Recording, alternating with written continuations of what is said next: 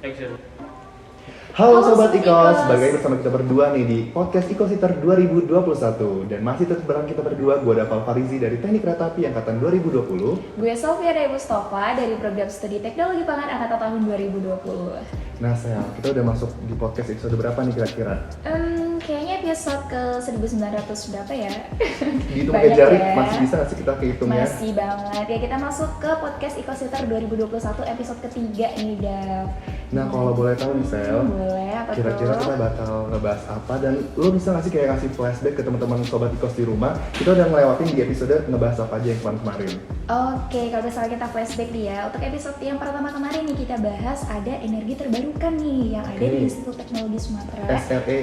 Bener banget, dan juga pengaplikasiannya nanti gimana sih di mahasiswa dan juga di Sumatera. Kemudian nih di season 2 kemarin ingat gak sih kita bahas tentang Smart City, betul nih, banget. dan pengaplikasiannya serta peran kita sebagai mahasiswa nih gimana menerapkan Smart City di Sumatera. Nah, kalau kali ini Sel, di episode ketiga ini spesial kita bakal ngebahas seputaran apa lagi nih? Spill kali ya, Dav ya? Ya, Apa harus sih? dong, di spill, kalau nggak kayak teman-teman pada penasaran. Pokoknya kita akan membahas tentang yang sejurusan bersama kita yang berbau-bau teknik gitu.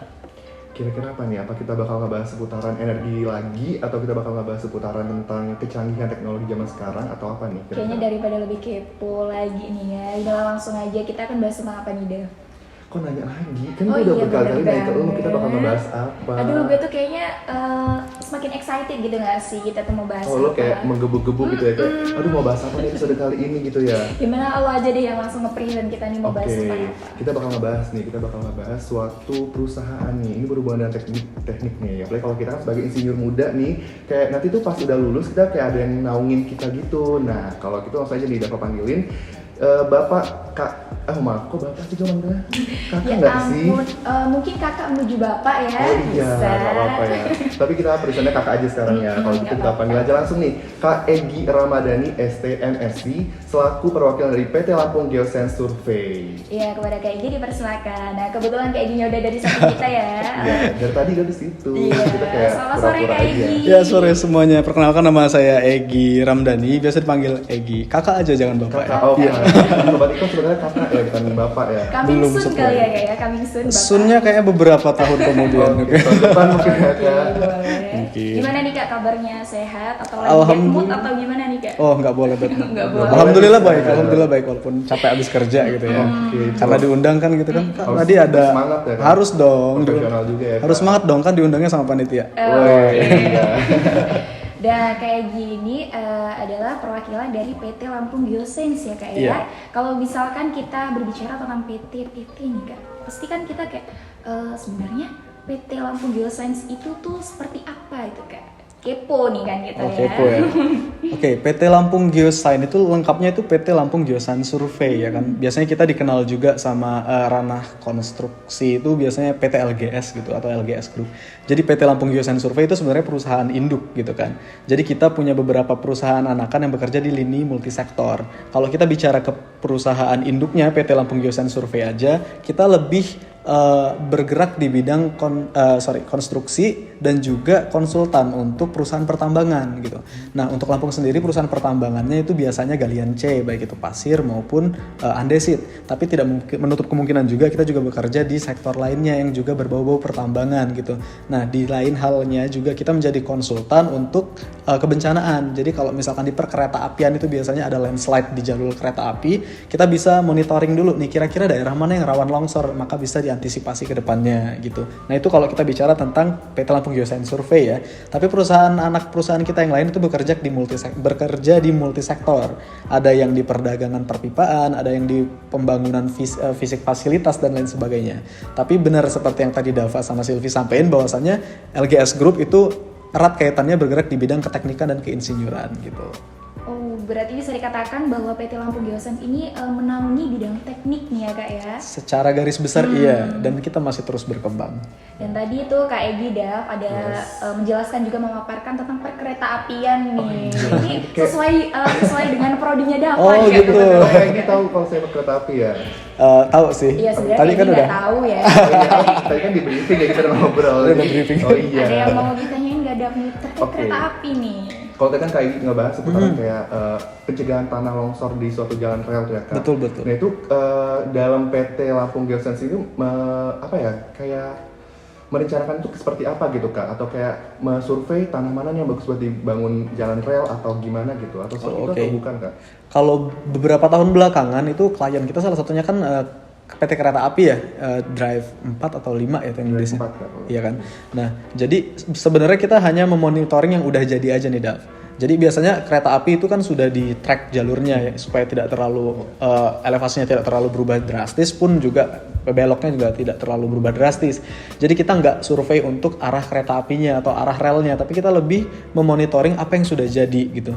Kalau kemarin tuh kita melakukan survei di daerah Batu Raja, itu ada beberapa daerah yang memang rawan landslide-nya gitu kan. Karena kalau bicara kereta api mungkin Dava yang lebih paham ya kan untuk kereta apian. Kan kalau kita bicara kereta api itu jalur tracknya nggak boleh terlalu beda elevasi kan, itu bakal berbahaya bagi gerbong gitu kan. Nah kita coba mengevaluasi daerah mana yang kira-kira tanahnya lebih labil gitu, sehingga rawan akan pergerakan tanah, pergeseran, longsor dan lain sebagainya.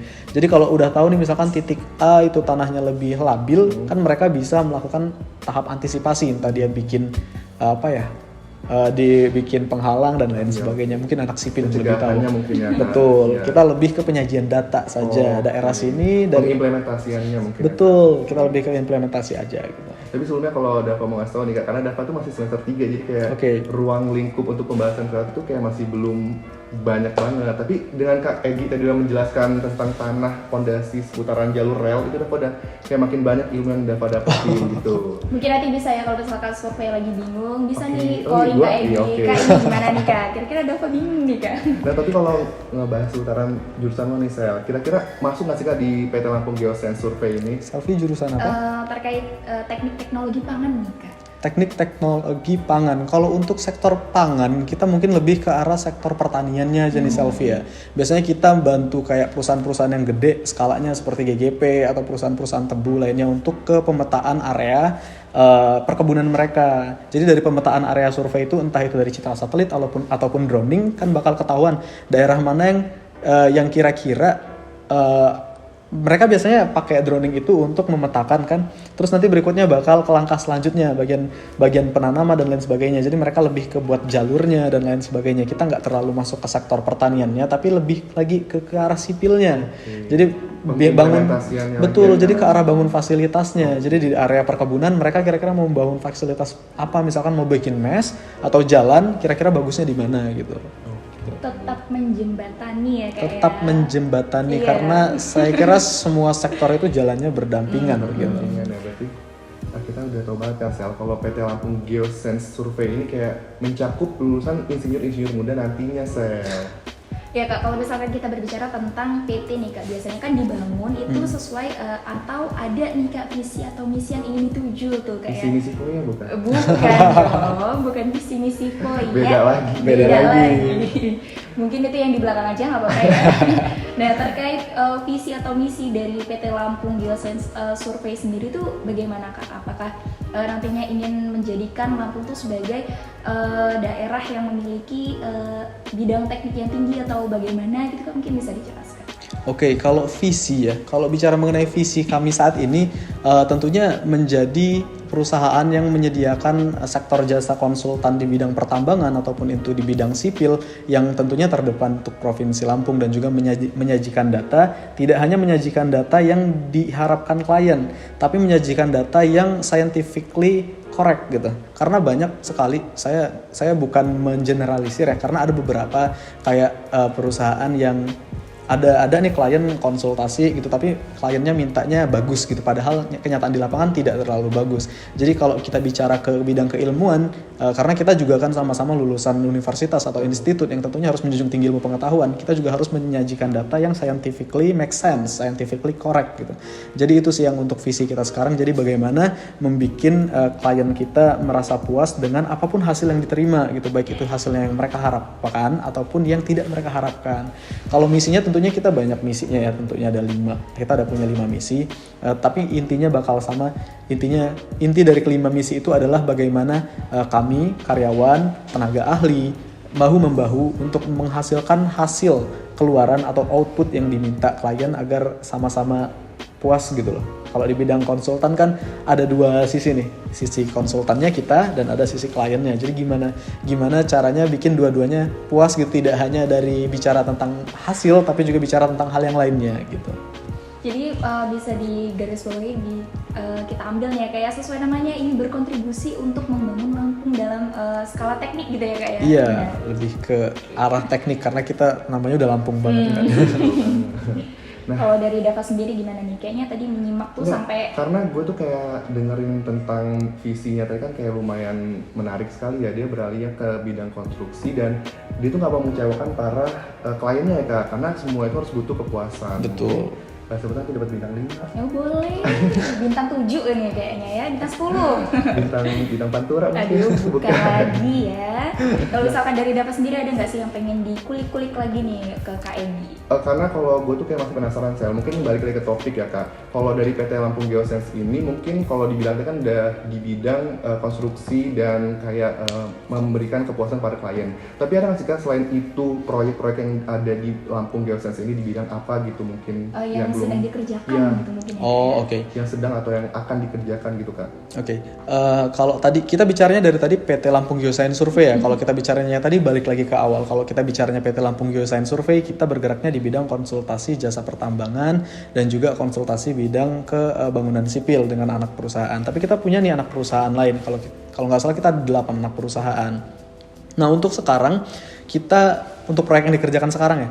Kalau sekarang kita melalui anak perusahaan kita PT Amerta Putra Halilintar, kita lagi land clearing, konstruksi, pembangunan hingga nantinya harapannya penjualan produk air minum dalam kemasan atau AMDK. Kalau lumrahnya itu Tripanca Aqua gitu. Nah, kita bakal bikin brand sendiri untuk Lampung Selatan. MOU kita sama Bupati sama PDAM Lampung Selatan udah selesai. Jadi mulai bulan depan kita mau konstruksi pabrik dan mulai 2022 Januari kita mulai produksi dan pemasaran. Mungkin tahun depan masih panitia, bisa lah nanti air mineralnya kita yang support ya, gitu.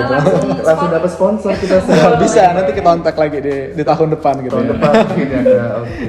Ya, itu udah aman ya kalau untuk masalah minum-minuman kita tahun depan udah ada sponsor. kontak lagi aja nanti. bisa banget. Itu sih untuk proyek yang mega proyek ya, bisa saya katakan mega proyek karena kita mulai dari awal pemetaan survei geologi geofisika, pembangunan pabriknya, pemasaran dan produksi kita juga bakal jalanin sendiri. Kalau untuk proyek-proyek lain yang skalanya lebih minor atau kecil itu kembali lagi ke proyek-proyek yang baunya geologi geofisika seperti survei pemetaan air tanah dalam dan lain sebagainya gitu. Nah kalau kita boleh tahu nih Kak, kalau untuk masalah pengembangan proyek yang air minum tadi itu udah berkisaran berapa persen jadinya Kak? Kalau air minum tadi, kalau bicaranya persentase itu masih jauh dari 100%.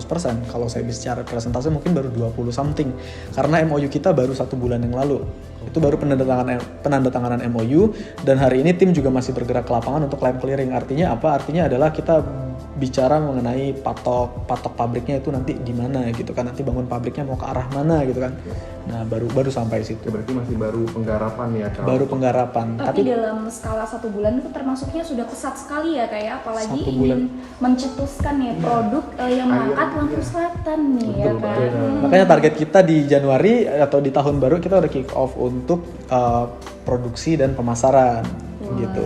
Atau mungkin ada teman-teman di sini yang jago desain, kita juga mau buka sayembara desain, baik itu buat sobat-sobat e-commerce nih langsung kontak Kak Egi nih, mungkin bisa di bawah sini kontaknya. Jadi desain nama, logo dan juga desain produknya gitu. Hadiahnya lumayan. Wah, saya mau ikutan nggak? Mungkin aku jadi modelnya aja Kak, boleh? Oh, kita jadi bisa Jadi iklan. nanti ditempel di galon gitu. Produk galon, buah galon, iya lah. Iya, kita jadi model iklannya nggak apa-apa deh Kak kayaknya Kak. Oke, terkait dari pengembangan proyek tadi ya Kak ya, mudah-mudahan kita doakan selalu lancar nih. Amin. Dan segera coming soon ya untuk produk lokal Lampung Selatan yang mengangkat nama Lampung nih. Oke. Kalau misalkan kita berbicara lagi di Kak terkait potensi energi dan eksplorasi tambang yang sudah Kak Egi sampaikan dari awal tadi ya Kak ya, di Sumatera sendiri khususnya di Lampung itu bagaimana nih Kak, dari pandangan Kak Egi sendiri selaku dari perwakilan nih ya yang menaungi wadah pertambangan gitu Kak, melihat sektor itu di Lampung tuh bagaimana? Oh oke. Kalau kita bicaranya general Sumatera tentunya banyak banget ya kan. Kalau kita bicaranya minyak kita punya di Sumatera Selatan, di Aceh kita banyak minyak, juga gas juga Aceh itu paling tinggi. Terus kalau kita bicara batu bara ya sama aja, Sumatera Selatan, Riau itu lumbungnya batu bara.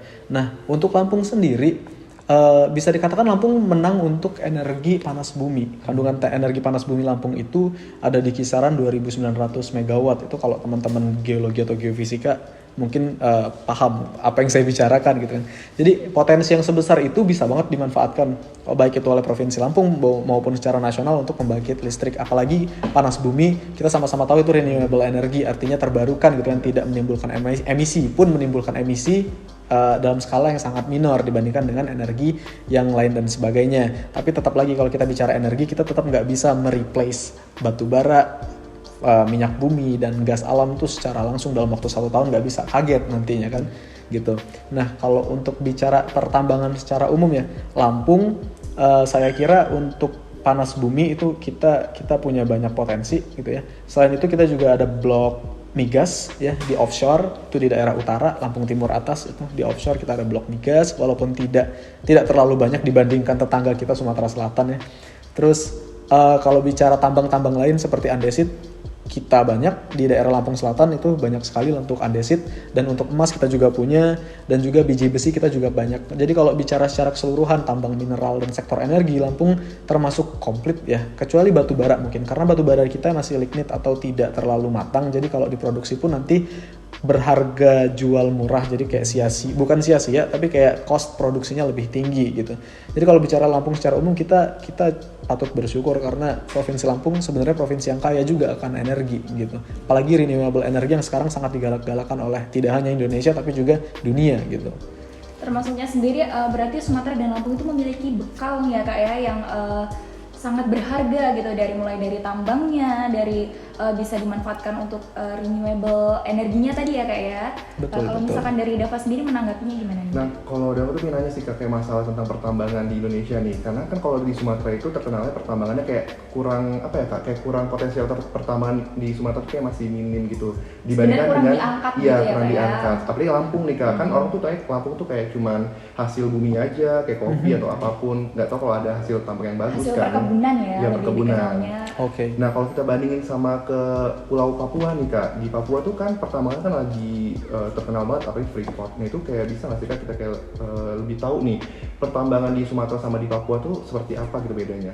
Sebenarnya kalau kita bicara Sumatera sama Papua itu dua hal yang sangat berbeda dari segi komoditas tambang. Kalau Freeport itu komoditas tambangnya kan sudah pada tahu ya, itu emas gitu kan. Nah dan di Freeport pun kan potensi emasnya itu sangat besar ya untuk di wilayah Papua itu sendiri, makanya menjadi pertambangan emas salah satu pertambangan emas terbesar di dunia kan untuk Freeport. Makanya Freeport lebih ke blow up daripada tambang-tambang yang lain gitu, baik itu di Pulau Sumatera maupun pulau lainnya gitu kan. Kalau Kalimantan mungkin terkenalnya coal energy atau batu bara dan lain sebagainya. Kalau Sumatera memang benar apa yang dikatain Dava tadi, kalau untuk Sumatera memang tidak terlalu keblow nih. Sumatera nih apa sih yang energi yang dendangnya apa gitu. Sebenarnya kita punya energi yang besar kayak yang Dumai, blok Dumai itu ada migas, itu salah satu blok migas paling produktif di Indonesia yang saat ini baru saja diambil alih Pertamina dari Chevron.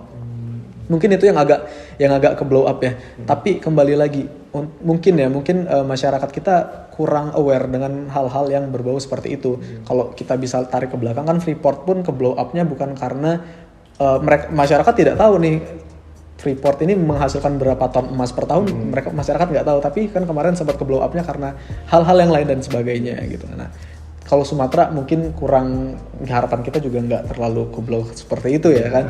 Tapi ya benar tadi, kita punya cadangan yang besar, tapi benar kata Sylvie tadi, kita juga kurang mengeksploitasi apa yang kita miliki gitu. Bukan hanya ada kendala dari sektor pemerintahannya, tapi juga kendala dari segi masyarakatnya, seperti itu biasanya ya. Seperti itu. Nah berarti misalnya tugas buat kita nih dan tugas buat sobat Ikos di rumah, kayak kita harus bisa nih untuk membawa nama Sumatera ini. Kalau di Sumatera ini banyak banget pertambangan yang sangat bagus ya Kak, tentunya ya Kak. Mulai tadi di Lampung aja udah ada seperti tambang-tambang di Sumatera Selatan, batu bara udah banyak banget ya Kak. Udah ada kayak minyak juga dan lain segala macam. Dan tentunya menjadi PR juga ya buat kita untuk menjaga dan jangan dieksploitasi secara besar-besaran langsung. Betul, itu yang harus digarisbawahi. Jangan sampai kandungan apa yang kita miliki, potensi yang kita miliki dieksploitasi secara masif tapi tanpa pertanggungjawaban AMDAL yang benar gitu. Malah saling merugikan jatuhnya. Itu jatuhnya nanti akan merugikan baik itu masyarakat maupun lingkungan. Jadi kita orang-orang pertambangan juga harapannya walaupun kita pengennya eksploitasi itu secara besar gitu kan ya, artinya memenuhi kebutuhan kita dan bisa diekspor, tapi kita juga yang bekerja di sektor pertambangan juga tidak ingin memberikan dampak negatif baik itu ke lingkungan maupun sosial masyarakat gitu, apalagi kita merusak budaya masyarakat gitu kan.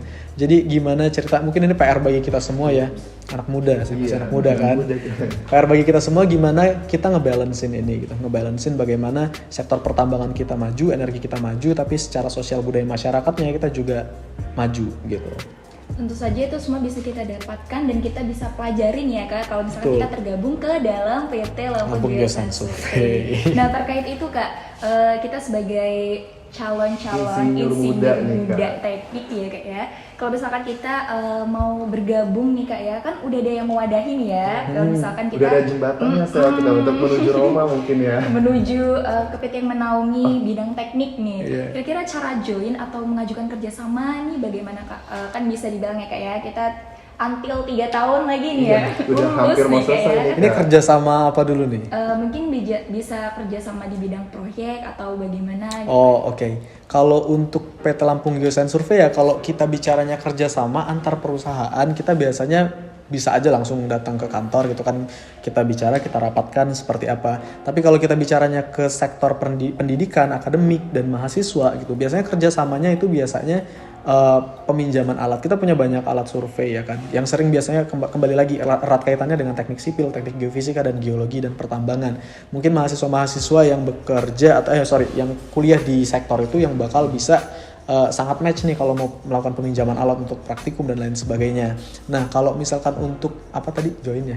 Iya, join cara gabung ya. Oke, kalau mau cara gabung mungkin bagi mereka yang sudah lulus ya, bagi mereka yang sudah S1, kita sering update open recruitment gitu di LGS Group Company itu IG-nya. Nanti atau di website kita www.lgs.co.id.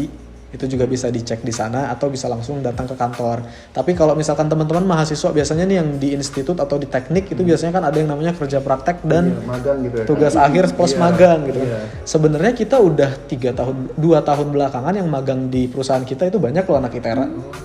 Tapi lebih mengarah ke fokus mereka yang kuliah di jurusan apa ya, departemen di sini yang ke arah geologi atau geofisika. Pertambangan, geofisika. Teknik geologi kayak pertambangan. Sekarang pun masih ada 4 orang yang lagi kerja praktek di perusahaan kami dan belum selesai gitu.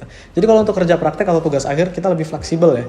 Tergantung waktu pas pendaftaran itu lagi ada yang kerja praktek atau TA nggak gitu. Kalau nggak ada dan kitanya juga available untuk membimbing ya nggak apa-apa, why not gitu kan.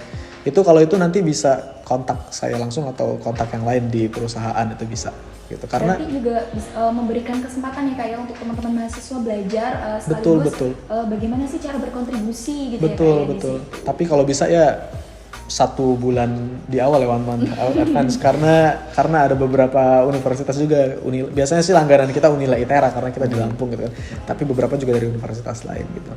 Nah kalau ngomongin masalah alamat nih Kak, dari PT Lampung Geoscience ini beralamatnya di mana sih Kak kalau kita boleh tahu? Kalau kantor pusat kita di Jalan Soekarno-Hatta, Raffles Residence Blok D nomor 16. Nah, tapi kalau teman-teman ada di Metro, kita juga punya kantor cabang Metro, tapi saya kebetulan nggak hafal. Mungkin nanti di belakang ya kalau pengen. Metro, ya, Kak? Ada. Oh, bisa cari di Google mungkin Sobat Ikos untuk kantor yang ada di Metro. Atau nanti kontak kita. Bisa juga di follow up kembali nih ya kayak untuk situs web dan juga sosial medianya nih. Karena tadi kan udah di-spill sama Kak Egy nih ada sayembaran ya Kak ya. Jangan sampai nggak ikut ketinggalan, ya. Jangan sampai ketinggalan. Dan juga info-info terkait PT Lampung Geoscience Survey ini bagaimana magang atau mungkin dari saudara Sobat Iko semua ya yang mau bergabung nih bisa banget langsung kepoin ya situs web dan juga sosial media. Oke, kayaknya seru banget nih ya obrolan kita nih Dav, karena kita ngobrolin di bidang kita nih, bidang teknik nih dan juga sama pakarnya nih Kak Egy. Nah, tapi kalau udah apa kita sebelum closing nih Kak, aku kayak mau nanya sih sebenarnya buat Sobat Ikos juga nih, mungkin kayak masih ada yang baru kuliah di jurusan teknik juga. Kalau pertambangan itu kayak apa aja sih jenis-jenis pertambangan yang ada di Indonesia gitu Kak?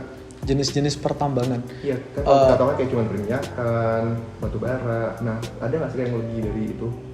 Kalau umumnya yang biasa kita kenal memang minyak itu migas ya, lebih ke migas karena dia minyak dan gas. Karena biasanya yang ditambang ada yang gas aja, ada yang minyak aja, ada yang dua-duanya gitu kan. Lalu ada batu bara, lalu ada lagi tentunya pertambangan mineral. Pertambangan mineral ini tentunya emas, besi, mangan dan lain sebagainya. Kalau lihat unsur kimia itu nikel dan lain sebagainya gitu kan. Semua itu ditambang.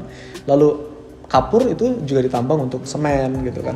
Dan juga tentunya yang terakhir itu galian C. Jadi galian C itu sektor pertambangan yang biasanya digunakan langsung, bisa digunakan langsung tanpa melalui proses tertentu. Kalau kita bicara minyak kan harus mengalami proses tertentu agar bisa diedar gitu kan ya. Pun mineral juga harus mengalami proses tertentu, dimurnikan dan lain sebagainya agar bisa diedar. Nah, pertambangan galian C ini biasanya langsung bisa diedar dan digunakan untuk konstruksi seperti batuan andesit, batuan beku, pasir dan lain sebagainya gitu. Kalau untuk kelas-kelasnya saya agak lupa ya. Karena yang saya ingat cuma galian C karena kita erat kaitannya bekerja di galian C. Tapi setahu saya untuk sektor migas, tambang mineral dan lain sebagainya itu masuknya ke galian A dan galian B gitu. Jadi sebenarnya luas sekali gitu. Oh, dari Dava sendiri nih tadi kan udah dijelasin gimana untuk jenis-jenisnya ya Kak ya, mulai dari ternyata tuh nggak migas sendiri. Cuma minyak sama gas iya, aja. ternyata Betul. ada Rincian-rinciannya lagi ya. Kalau misalkan kita berbicara tentang migas, di sini ada minyak bumi yang jenis-jenisnya seperti ini, dari bebatuannya seperti ini, mineralnya seperti ini, dan pastinya banyak banget ya. Mungkin kalau Dava pengen ngobrol lagi secara lebih spesifik bisa nanti. Kayak gimana tuh caranya kalau mau lebih spesifik? Ya, di belakang layar dong. Oke. Nah, tapi kalau buat Sobat Ikos nih ya, kalau mau mengetahui lagi lebih lanjut, tadi tinggal hubungin aja atau tinggal kunjungin situs websitenya yang akan kita tulis di kolom chat, kolom bio mungkin ya. Iya, mungkin nanti atau di caption atau nanti bisa kita spill di sini juga ya. Pokoknya editor tolong dieditin dimanapun, tolong ditulis websitenya Bisa ya. banget. Jedak-jeduk di belakang juga boleh ya tulisannya. Dulu jadi ke bawah deh. Dan kalau misalkan dari Dava sendiri ada nggak sih yang masih mau ditanyakan lagi atau mungkin penggali-galiannya ini Kalau gue mungkin sudah tuntas? cukup mungkin. Nah, tapi kalau lo gimana? Maksudnya ada nggak sih unek-unek yang pengen lo tanyain sama Kak Egi gitu? Mungkin gini Kak, kan Kak Egi sendiri kan menaungi kita di bidang teknik nih. Ada nggak sih pesan untuk Sobat Ikos atau kita sebagai mahasiswa yang masih belajar nih Kak di bidang teknik untuk semangat nih? Karena banyak banget nih yang perlu kita lakukan di masa mendatang terkait teknik gitu kan. Mungkin pesannya lebih general ya bagi mereka yang tidak hanya kuliah di bidang teknik ya kan, tapi lebih ke secara umum. Karena pesan saya tuh gini, pesan ini juga saya hanya meneruskan pesan yang saya dapat dari profesor saya waktu itu, Prof Harno, itu Prof di Unila. Jadi beliau itu bilang gini waktu kita masih awal-awal ya, mahasiswa awal, beliau bilang jangan cintai apa yang ingin kamu kejar, tapi cintai apa yang kamu ingin, cintai apa yang telah kamu dapatkan. Bicara ke bidang akademis tuh gini, jangan cintai jurusan yang ingin kamu ambil, tapi cintailah jurusan yang telah menerima kamu gitu. Karena banyak sekali mahasiswa zaman sekarang kayak udah lanjut jalan semester 2 kayak sayangnya saya nggak cocok deh, saya ikut lagi SBMPTN dan lain sebagainya, tidak mencoba untuk mencintai dan lain sebagainya. Tapi kembali lagi itu pilihan pribadi. Tapi itu sebenarnya ada benernya gitu kan. Gimana caranya kita mencintai apa yang telah kita dapatkan, kita mensyukuri, kita mencintai, nanti akhirnya juga bakal berbuah manis gitu kan. Bakal lebih fokus belajarnya dan lain sebagainya. Mungkin itu pesan yang lain ya pada adik-adik, tentunya default lah giat belajar dan lain sebagainya, karena semuanya itu akan berguna nantinya. Mungkin bagi yang sekarang juga masih kuliah, pesan terakhir nih ya. Ini juga saya dapatkan dari teman saya. Jadi bahasanya itu gini, IPK itu bakal mengantarkan kamu ke pintu HRD untuk interview. Tapi pengalaman kamu selama kuliah akan mengantarkan kamu selama interview. Jadi harus balance IPK kamu dan pengalaman organisasi kamu. Jangan hanya organisasi aja tapi IPK-nya no offense, malah agak kacau balau, atau kuliah terus tapi sebenarnya pengalaman organisasinya hanya minim gitu, atau hanya staff apa gitu kan, bukan tidak ada tapi minim gitu kan. Tapi kalau bisa itu balance gitu kan, karena balik lagi ke tadi, IPK nganterin kamu ke pintu HRD, pengalaman kamu selama kuliah bakal ngebawa kamu pas interview. Yang pastinya lelah belajar itu boleh ya Kak ya, lelah dalam berorganisasi juga boleh, tapi tetap harus jaga melaksanakan itu kesehatan, semua tetap secara harus jaga balance. kesehatan juga ya. Benar. Jangan ambis banget juga. Iya, betul banget, karena kalau kita ambis Nanti tahu mau pingsan Nah ya. iya Sel, betul banget, itu harus balance katanya Kak. Ini Harus kan. balance sih. Betul. Nah, kan kita ada di ranah eco-sitter nih Kak ya, sebagai wadah kita dalam pembicaraan sekarang nih Kak. Dalam eco-sitter sendiri kan memberikan kesempatan bagi teman-teman nih Kak untuk belajar bagaimana sih menerapkan ide-ide mereka nih Kak, baik ide-ide di bidang mungkin teknik juga ada nih Kak. Mungkin sepatah dua patah untuk eco-sitter nih Kak bisa. Sepatah dua patah. Aduh apa nih? Gak di briefing nih. Apa Mungkin ya, untuk kayak Kak? mensukseskan eco-sitter kayak gimana Pak? Semangat eco-sitter atau gimana? Oh, Mungkin untuk oke. teman-teman yang lomba juga jangan malu untuk mengeluarkan ide-idenya yang out of the box gitu Kak. Bisa Kak. Oke, mungkin ya default lagi kali ya. Mungkin bagi peserta ada kompetisi ya. Ada, Iya, Kak. Kak. Oke, mungkin bagi peserta yang ikut kompetisi semangat terus dan jangan pernah kecewa dengan hasil gitu. Karena semua hal yang telah kamu dapatkan itu hasil dari jerih payah kamu. Kalau kamu kecewa sama hasil, ya kamu kecewa sama diri kamu sendiri dan itu nggak baik gitu. Pokoknya harus kita terima apa adanya Kak. Terima apa adanya, fair Kita play. udah mencoba, itu hasil yang terbaiknya Kak. Sesuai yang disampaikan Kak Egy tadi ya, bahwa pengalaman itu mahal harganya ya Mahal, Kak, ya. mahal banget, Jadi Sel. buat teman-teman melalui IKOS nih wadah banget nih ya. Jangan sampai jadi awal yang mengecewakan karena mungkin hasilnya belum sesuai, tapi jangan, karena pengalaman tuh mahal harganya. Betul. Dari Dava sendiri gimana, cukup? Kayaknya cukup deh Sel, tapi ya gitu sih ya. Pokoknya Sobat Ikos jangan patah semangat, harus tetap semangat, harus berjuang untuk demi masa depan yang indah tentunya. Iya.